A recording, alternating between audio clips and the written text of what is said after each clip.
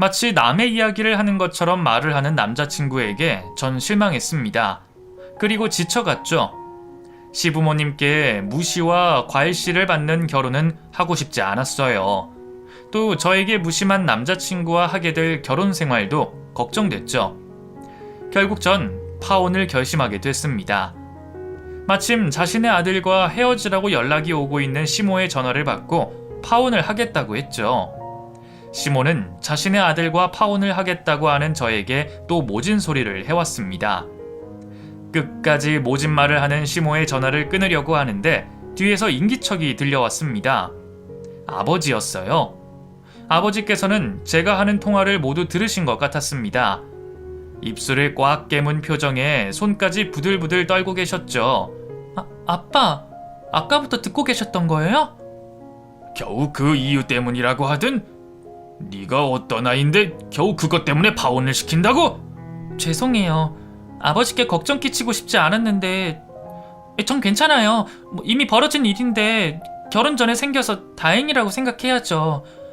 엄마한테는 제가 직접 말씀드릴 테니까 힘드시더라도 조금 기다려주세요.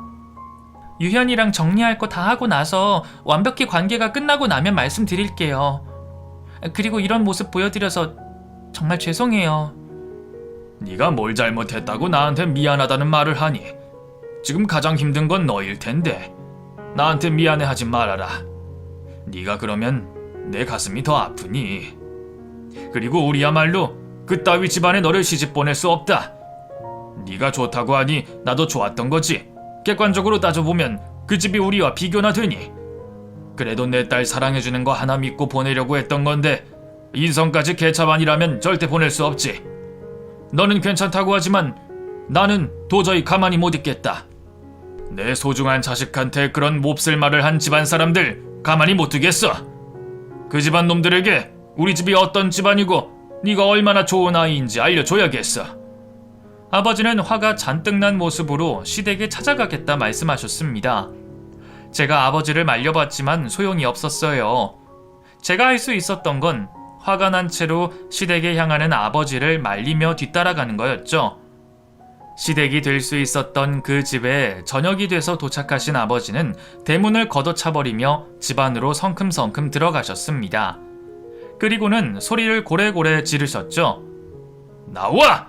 나오라고 이 모이상식한 인간들아! 깜짝 놀란 예비 시부모님은 큰일이라도 생긴 줄 알고 방에서 나오셨습니다. 무슨 일이야? 사돈, 아니지. 지은이 아버님께서, 아니 지은이 보호자께서 여기는 어쩐 일로 오셨습니까? 뭐? 지은이 보호자? 이 사람들이 정말? 당신들 내 딸한테 뭐라고 했어? 우리 딸 보고 뭐라고 했냐고? 뭐 때문에 이 난리를 치는 건데요? 우리가 무슨 말을 했다고? 파혼 가지고 이러는 것 같은데 우리가 틀린 말이라도 했습니까? 아무리 시대가 변했다고 하지만 어디 근본도 모르는 여자애를 데려다가 우리 집안 며느리로 삼습니까? 그쪽이 보기에는 우리 집이 시골에서 농사나 하고 있으니까 그저 그런 집안으로 보이는 것 같은데 우리 조씨 집안 양반가 집안입니다. 요즘 시대에 집안까지 따지고 될 수는 없지만 적어도 정상적인 아이를 들여야 하지 않겠어요? 집안? 그래, 당신네 말 한 번 잘했네. 그렇게 좋은 집안에 태어나신 사람들이 선대분들에게 인성교육은 배우지 못했나 보지. 우리나라에 본관 없는 성을 가진 사람이 어딨어? 무슨 조씨 집안이라고 다 양반가야? 그럼 우리 집안은 왕가 핏줄이고. 야, 이 사람들아, 아무리 시골 촌구석에 처박혀 세상과 단절돼서 살아간다고 해도 어느 정도 시대에 발맞춰가는 정신머리를 가지고 살아야지. 그놈의 본관 핏줄이 뭐가 중요하다고 우리가 귀하게 키운 딸한테 그딴 말을 하고 있어. 현실적인 거 따져보자고. 당신네가 우리 집안에 비교가 될 만한 게 있어? 이게 장사라고 하면 우리가 믿져도 한참은 믿지는 장사야. 애초에 애들 둘이 좋다고 하는 결혼 가지고 그런 건 생각해 본 적도 없지만 당신네가 우리랑 수준이 맞아? 말해봐. 당신들이 낳은 게 뭐가 있는데? 경제적인 수준이 맞기라도 해. 아니면 시부모라는 것들이 배우기라도 많이 배웠어. 우리 집보다 나은 게 뭐가 있냐고. 화가 난 아버지께서 구구절절 옳은 말을 하셨지만 예비 시부모는 억지를 써가며 맞대응을 해왔습니다. 그런 수준이든 뭐든 시작은 근본에서 시작되는 겁니다. 애초에 우리나라가 제사는 왜 지내고 성씨는 왜 따라가겠어요? 그만큼 핏줄이 중요한 거니까 이러는 거지.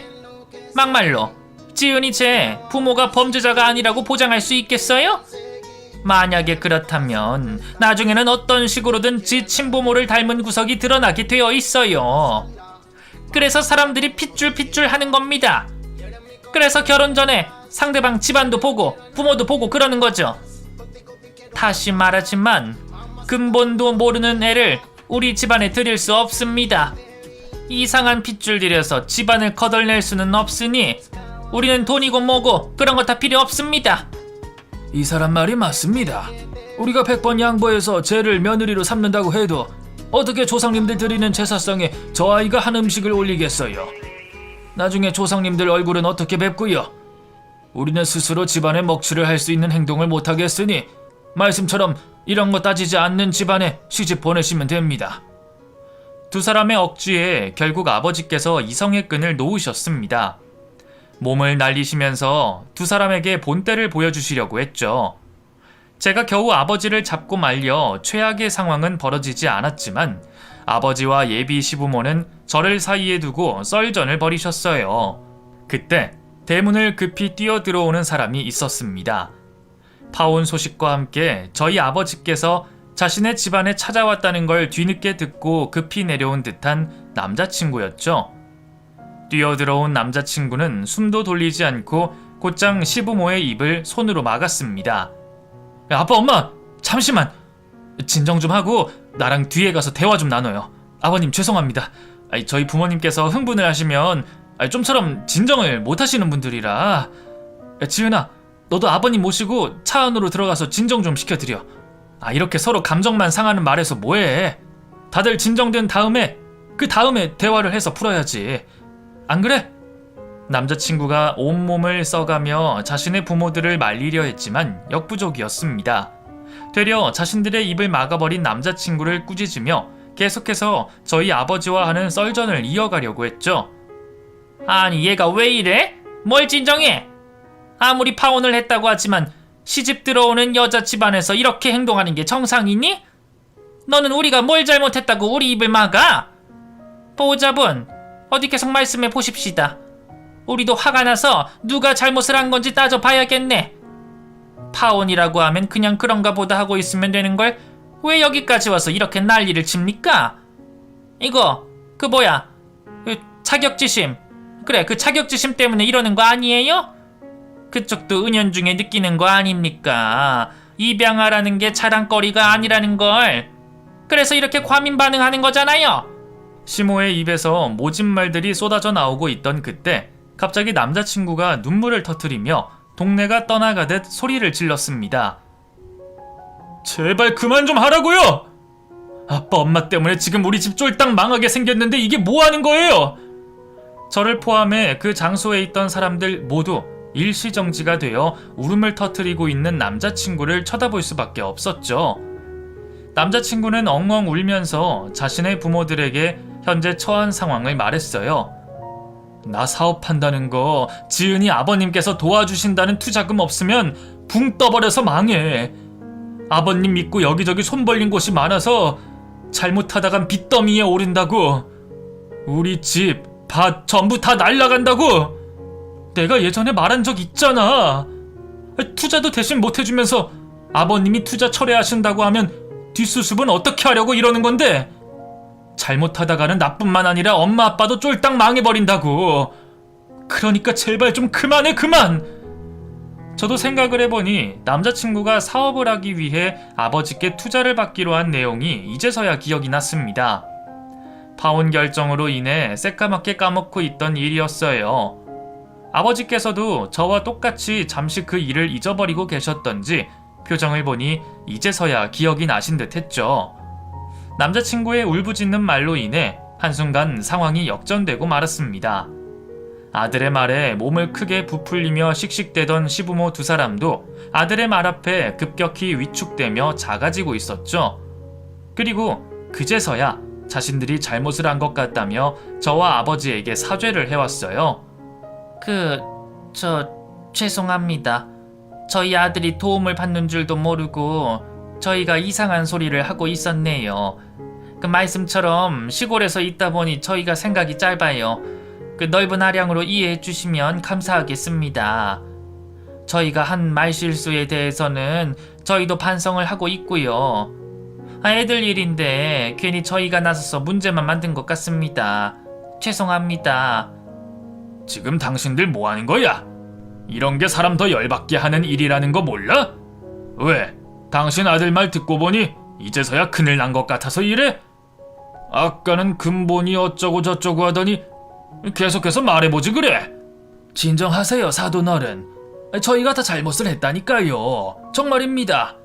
사돈어른께서도 자식을 두신 분이니 저희들 마음을 이해하시지 않습니까? 부모가 자식 잘 되는 것만 바라지 다른 게 있겠어요. 저희도 하나밖에 없는 아들 순탄하게 살아갔으면 해서 했던 말입니다. 촌동네 노인들이 노파심에 한 말들이니 제발 용서해 주세요. 그 앞으로는 절대 이런 말 입 밖으로 꺼내지도 그 머릿속으로 생각하지도 않겠습니다. 제발 부탁드립니다. 태도가 한순간에 바뀌는 두 사람의 모습을 보며 전 마음속에 결심을 했습니다. 아버지께서 저를 위해 두 사람을 용서하고 이전의 일들을 없던 일로 덮어두신다고 하더라도 이제는 제가 이 집안 사람들과 가족의 연을 맺지 않겠다고 말이죠. 아버지 말씀처럼 그놈의 핏줄 타령을 하더니 자신의 집안과 아들이 몰락하게 되자 어떻게든 살아보려고 비겁한 모습을 보이는 두 사람이 가증스러웠죠. 그 사람들이 말하던 파혼의 이유처럼 핏줄 타령을 한다면 구시대적이고 모의상식한 사람들로 취급을 하고 끝났을 겁니다. 그런데 자기들 이익 때문에 손바닥 뒤집듯 태도를 다르게 취하는 두 사람의 모습은 구역질이 날 정도로 혐오스러워 절대 상종하고 싶지 않았습니다. 다행히 아버지 또한 저와 같은 생각이셨어요. 지은아, 아빠가 이 집안이 우리 집과 비교해서 떨어지는 걸 또 알게 됐다. 이 집안은 자존심도 없고 염치도 없나 보다. 지금 이 사람들이 뭐라고 하고 있는지 너도 듣고 있지? 양반 집안이라고 하더니 그것도 다 거짓말인가 보다. 저렇게 비굴하게 구는 걸 보니까. 신분의 출신은 모르겠지만 일제시대 때 앞잡이 짓은 꼭 했을 것 같구나. 당신들 지금 창피하지도 않아? 아들 앞에서 부모라는 사람들이 이렇게 이중적인 모습 보이는 게. 그래, 얼마나 절실한지 한번 보자고. 더 구걸해봐. 당신들 말처럼 내가 당신들 용서할 수 있게 아주 싹싹 손도 빌고 무릎도 꿇고 울고불고 난리치면서 살려달라고 구걸해보라고. 그 말을 듣고 두 사람은 아버지께서 하신 말씀처럼 무릎을 꿇고 손을 싹싹 빌며 용서를 해달라고 애원을 했죠. 아버지께서 대놓고 두 사람을 무시하는데도 말이에요. 아들을 끔찍이도 생각하나 봅니다. 아니면 모든 재산을 날리고 거리에 나앉을까봐 걱정이 되어 빌었을 수도 있었겠죠. 어떤 사람들은 그 모습을 보고 속 시원하고 통쾌하다고 생각이 들었을지도 모르지만 직접 제 두 눈으로 보며 느낀 감정은 역한 감정이었어요. 얼마나 역겹던지 헛구역질이 나올 뻔했죠. 저런 사람들과 한 가족이 되어 얼굴을 맞대고 생활했을 수도 있었다는 생각에 소름이 돋았습니다. 결과적으로 이렇게 된 게 다행이었죠. 자신들의 부모가 저희 아버지에게 용서를 빌고 있을 때 남자친구가 울음을 그치고 저에게 다가와 절 설득시키려고 했어요. 지은아, 네가 아버님께 말씀 좀 드려봐. 아버님은 네 부탁이라면 뭐든지 들어주시는 분이시잖아. 내가 앞으로 우리 부모님이 너한테 찍소리도 못하게 잘할게. 너 정말 나랑 이렇게 끝내도 후회 안 하겠어? 후회 안 해. 내가 파혼을 결심하는 데 있어서 너희 부모님 일로만 고민을 했을 거라고 생각하니? 너도 똑같아. 어쩌면 너만 나한테 믿음직하고 기댈 수 있는 모습을 보여줬더라면 파혼한다고 너희 부모님께 전화 안 했을지도 몰라. 그러면 이렇게 너희 부모님의 역겨운 모습 안 봤어도 됐었을 거고. 그런데 너는 뭐 했어? 내가 입양아인 거 알고 그 난리 칠 때 그때만 너희 부모님 설득시키려고 했던 게 다잖아. 그 다음 뭐라도 해보려고 했어? 시간이 해결해 줄 거라고 하지 않았어? 그러면 그 시간 동안 나는 아무렇지도 않니? 그 힘든 시간 견디는 건 나 혼자야. 넌 그놈의 사업이 나보다 우선순위에 있어서 날 위로해줄 생각조차 하지 않았잖아. 너희 부모님 때문에 힘들어하고 있는 나를. 아버지가 너희 부모님 용서하신다고 해도 내가 두 사람 용서 못하고 너랑 결혼하고 싶지 않아. 끝이라고, 끝! 남자친구는 제 말을 못 믿는 듯 넋이 나가 있었습니다. 그 사이 남자친구 부모님의 모습이 질리신 듯한 아버지께서 관짝에 못을 박듯이 투자 철회에 확실하게 말씀을 하셨죠. 겨우 이 정도입니까? 이거 가지고 우리 딸이 받은 상처와 내가 화를 풀겠다고 한 거예요? 나 참, 하도 대단한 집이라고 하니까 난 또 사죄도 다른 식으로 했나 싶었는데 그만합시다. 서로 시간만 낭비할 뿐이지. 대개 아드님 사업, 솔직히 내 딸 사윗감이 아니었으면 투자할 생각도 없었습니다. 가능성이 있는 사업이면 나 말고도 투자할 사람들이 줄을 섰겠지. 이제 내 사위도 아닌 사람한테 가능성도 없는 투자를 해서 뭐 한다고 합니까? 거기다 내 딸 가슴에 대못 박은 사람들 복수할 수 있는 기회인데 이걸 왜 놓치고.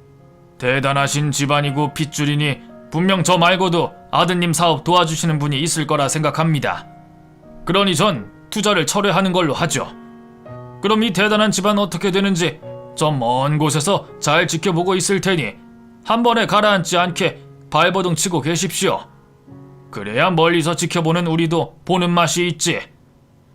돌아오는 길, 처음 예비시댁으로 내려갈 때 예상한 것과 전혀 다른 기분이었습니다. 그 사람들이 얼마나 밑바닥인지 알게 됐으니까요. 오히려 그 사람들에게 생길 앞날을 예상할 수 있었기에 속이 시원하기까지 했습니다. 덕분에 미련 따위 하나 없었어요. 단지 오랜 기간 좋은 인연이라고 생각하고 낭비했던 제 시간들이 아까웠을 뿐이었죠. 이후 남자친구의 집안이 망하는 데는 오랜 시간이 걸리지 않았습니다. 아버지의 투자가 철회되자 사업 자금이 모자라진 남자친구는 이렇다 할 결과물과 진행 사항을 다른 투자자들에게 보여주지 못했고, 흐지부지한 사업 진행 상황과 투자금 증액 요청에 다른 투자자들은 한두 명씩 발을 빼게 됐죠. 결국 남자친구에게 남은 건 개인 담보대출로 인해 남아있는 막대한 빚뿐이었습니다. 목돈이라고 할 수 있는 돈은 전부 다 사업을 하는데 쏟아넣었기 때문에 갚을 능력도 없었어요. 회사도 다니지 않고 이미 대출로 인해 신용도도 떨어져 다른 대출을 할 수 없는 상황이었죠. 결국 그나마 남아있던 자신의 전셋집과 담보로 잡아뒀던 부모님의 집과 땅을 모두 날렸다고 들었습니다. 그렇게 경제적으로 상황이 안 좋아지자 이 상황을 타개할 방법은 제 마음을 돌리는 수밖에 없다고 생각했는지 남자친구는 그 후로도 저에게 찾아와 정말 매일같이 매달리고는 했습니다. 지은아, 사람이 누구나 한 번쯤은 실수할 수 있잖아. 나도 마찬가지야. 그때는 내 사업이 잘 돼야 아버님께도 당당한 사위가 되고 너한테 더 많은 행복을 가져다 줄 수 있을 거라고 생각해서 그때 힘들어하고 있는 널 미처 보지 못했어. 나 너 떠나고 아직까지 많이 힘들어.